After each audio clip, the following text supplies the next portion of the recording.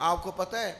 بعض دنیاوی چیزوں میں بعض لوگ الجھ کے رہ جاتے ہیں، کیوں؟ ان کا کوئی مقصد نہیں ہوتا زندگی کا۔ بعض لوگوں کو شہرت کی بڑی عجیب و غریب قسم کی ہرس ہوتی ہے، وہ سارا وقت اپنا ضائع کر دیتے ہیں، نہ عبادت، نہ روحانیت، نہ تقویٰ، نہ کوئی کسی قسم کی باطنی کیفیات۔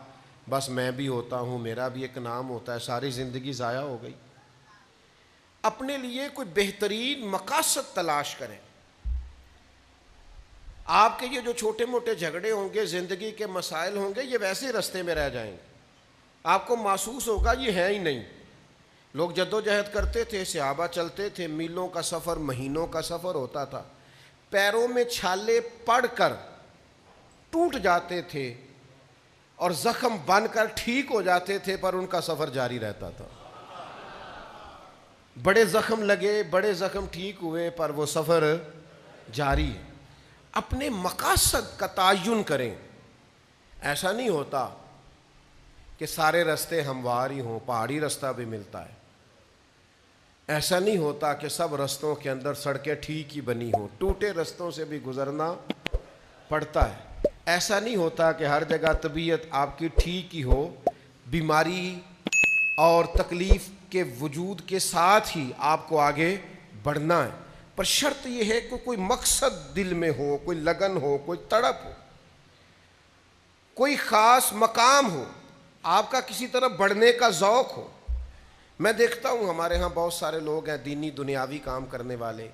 لیکن کوئی خاص مقصد نہیں ہوتا، اس کے پیچھے کوئی ترجیحات بڑی نہیں ہوتی، اس کے پیچھے ان کے کوئی بہت بڑا فلسفہ کار فرما نہیں ہوتا، بس رسم کی طرح ہے، میلاد آیا ہے تو کرنا ہے، محرم آیا ہے تو منانا ہے،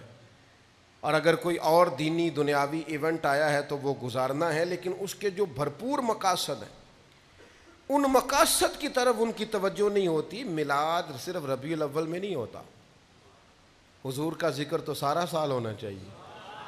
سیرت کا باب تو ہر وقت کھلا رہنا چاہیے،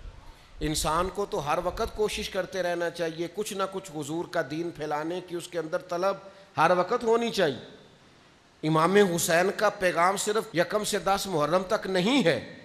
یہ آج جو کچھ پوری دنیا میں ہو رہا ہے اور جو جس طرح اسرائیل دندناتا پھر رہا ہے، یہ ساری یزیدی سوچے ہی تو ہے،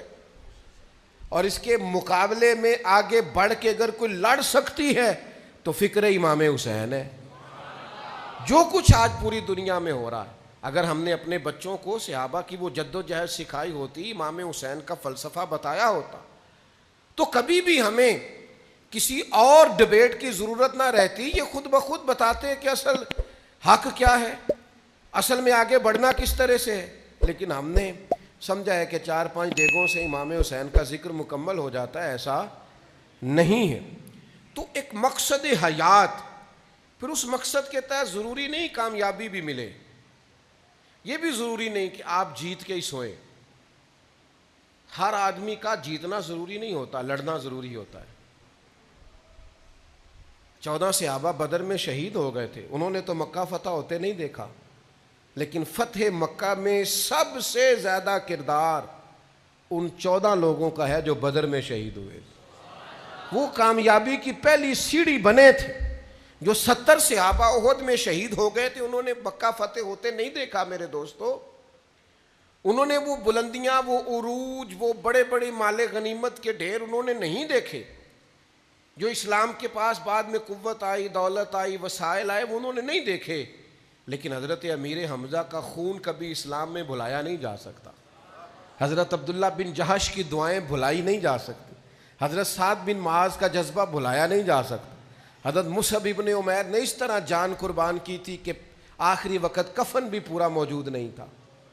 تو کیا بھلائے گی تاریخ ان لوگوں کو؟ اسلام کا جھنڈا پورے طور پر پوری دنیا میں اس طرح سے لہراتا بظاہر نہیں دیکھا، لیکن ان کی قربانیاں بھلائی جا سکتی، تو کوئی مقصد تو بنائیں۔